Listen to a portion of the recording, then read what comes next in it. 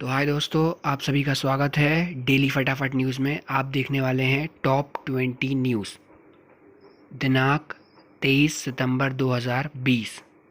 तो आइए चलिए देखते हैं आज की top updated 20 news. Drugs controller general of India DCGI ने अपनी नई गाइडलाइन में कहा है कि किसी भी कोरोना वैक्सीन के पास तीसरे चरण के ट्रायल में कम से कम 50% प्रभावकारिता होनी चाहिए, यानी उसके परीक्षण में इस वैक्सीन के 50% लोगों में ठीक से काम करना चाहिए ताकि इसके लिए व्यापक रूप से तैनाती की जा सके और पर्याप्त डाटा वैक्सीन से जुड़े संवर्धित श्रवण रोग ERD के संभावित जोखिम को सूचित कर सके। कंगना रनौत ने अपने ट्वीट में लिखा, मैं बहुत लड़ाकू लड़की की तरह लग सकती हूँ, लेकिन यह सच नहीं है। मेरा एक रिकॉर्ड रहा है कि मैंने कभी भी लड़ाई शुरू नहीं की है। अगर कोई इस बात को गलत साबित कर सके तो मैं ट्विटर छोड़ दूंगी। मैं कभी भी खुद लड़ाई शुरू नहीं करती, लेकिन ख़त्म मैं ही करती हूँ। भगवान श्री कृष्ण ने कहा है कि जब कोई आपसे लड़ाई के लिए कहे तो आपको उसे इनकार नहीं करना चाहिए। उनका इस बात पर पाकिस्तानी क्रिकेटर वसीम अकरम की पत्नी शानियरा अकरम ने कटाक्ष किया है। मुख्यमंत्री शिवराज सिंह चौहान बार बार बयान दे रहे हैं कि मध्य प्रदेश में डिमांड से दोगुनी ऑक्सीजन मौजूद है, परंतु शासन स्तर पर औद्योगिक क्षेत्र में सप्लाई की जाने वाली ऑक्सीजन बंद कर दी गई है। लगातार 15 दिन ऑक्सीजन नहीं मिलने के कारण गुस्साए उद्योगपति अपने मजदूरों के साथ गोविंदपुरा औद्योगिक क्षेत्र के मेन गेट पर आ गए और भोपाल रायसेन रोड का चक्का जाम कर दिया। दुनिया के 100 प्रभावशाली लोगों की सूची में प्रधानमंत्री मोदी का नाम। टाइम्स मैगजीन ने कई तल्ख टिप्पणियां भी की। अनुराग कश्यप पर अभिनेत्री पायल घोष ने यौन शोषण का आरोप लगाया है। इसी बीच कंगना रनौत लगातार अनुराग कश्यप पर निशाना साधे हुए हैं। अब उन्होंने निर्देशक का एक पुराना वीडियो साझा किया है। इसके साथ कंगना ने लिखा है कि उन्होंने एक बच्चे का शोषण भी किया था। सुशांत सिंह राजपूत की मौत के मामले में ड्रग्स का एंगल हर दिन नया मोड़ लेता जा रहा है। इस मामले में बॉलीवुड अभिनेत्री दीपिका पादुकोण, श्रद्धा कपूर, सारा अली खान सहित कई फिल्मी हस्तियों के नाम सामने आ गए हैं। अब इस मामले में 2 टीवी सितारों के नाम भी सामने आए हैं। NCB ने अभिगयल पांडे और सनम को समन भी भेजा है। उत्तर प्रदेश प्रदूषण नियंत्रण बोर्ड ने बड़ी कार्रवाई करते हुए 157 क्रशर कारखानों को सील कर दिया है। क्रशर कारखाने में वृक्षारोपण करना प्रमुख शर्त है, जबकि क्रशर मालिकों ने इन नियमों का उल्लंघन किया है। रिया चक्रवर्ती ने जमानत याचिका में कहा है कि कभी कभी वह सुशांत सिंह राजपूत के लिए कम मात्रा में ड्रग्स की खरीद करती थी। दशहरा, दिवाली, छठ पर घर जाना होगा अब और आसान। अगले महीने से नई ट्रेनें चलाने की तैयारी में रेलवे। बिहार पर रखा जाएगा खास ध्यान।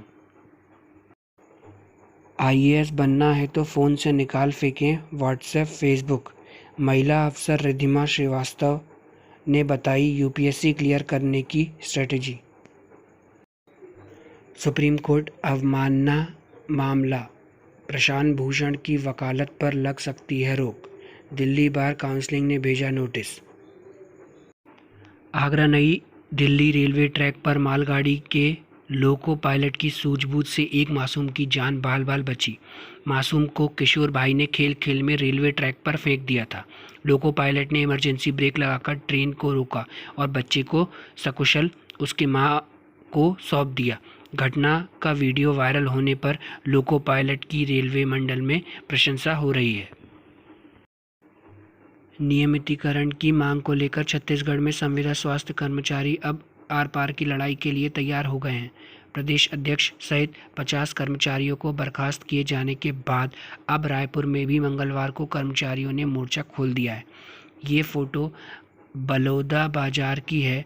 इसके साथ ही 10 जिलों में इस्तीफा देना शुरू हो गया है।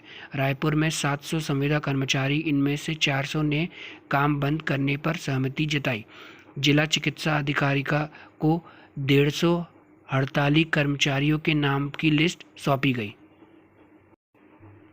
चीन के इशारे पर भारत विरोधी एजेंडा में जुटी नेपाल की केपी ओली सरकार को ड्रैगन ने ऐसा झटका दिया है कि वह कुछ बोल ही नहीं पा रही है। दूसरी तरफ जनता का आक्रोश अब फूट पड़ा है। नेपाल के हुमला में चीनी कब्जे और इमारतों के निर्माण की पुष्टि होने के बाद काठमांडू में लोग सड़कों पर उतर आए हैं और चीन के खिलाफ जोरदार नारेबाजी करते हुए जुलूस निकाला। हाथों में तख्तियां लिए लोगों ने बालू वाटर स्थित चीनी दूतावास के बाहर नारेबाजी भी की। चीन के खिलाफ जियो को हथियार बनाएंगे मुकेश अंबानी, 2 साल में लाएंगे 20 करोड़ एंड्रॉयड स्मार्टफोन।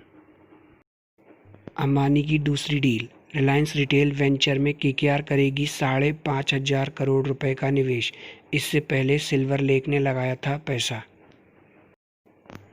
टाटा सन से भारी भरकम पूंजी लेकर अलग होगी शाहपुरजी ग्रुप, कई कंपनियों के कुल कैपिटलाइजेशन से ज़्यादा। टाटा ग्रुप की कुल 17 लिस्टेड कंपनियों का मार्केट कैपिटलाइजेशन लगभग 12,96,000 करोड़ के करीब है। ऐसे में शाहपुरजी ग्रुप के शेयरों की वैल्यूएशन लगभग 1,48 करोड़ रुपए के करीब बैठती है। शिवराज सिंह चौहान ने कैबिनेट ने मंजूरी दी है प्रदेश भर में शहरी क्षेत्रों में सरकारी ज़मीन पर काबिज लोगों को दिए जाएंगे 99 साल के लिए स्थायी पट्टे। 53 साल बाद सरकार बदलेगी नियम।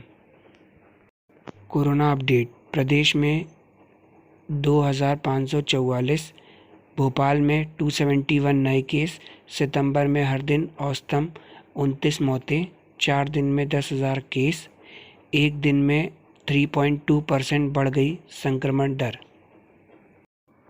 मध्य प्रदेश में उपचुनाव से पहले मामा ने चला बड़ा दांव, किसानों के लिए सहकारी बैंकों को 0% ब्याज दर पर ट्रांसफ़र किए 800 करोड़ रुपए। सीएम शिवराज सिंह चौहान ने कहा है कि कृषि से जुड़े जो 3 विधेयक संसद में पास हुए हैं वे किसानों के हित में हैं और इससे किसानों का फ़ायदा होगा और वे सशक्त बनेंगे। तो अगर ये वीडियो आपको अच्छी लगी दोस्तों तो लाइक, शेयर और सब्सक्राइब ज़रूर करें। धन्यवाद।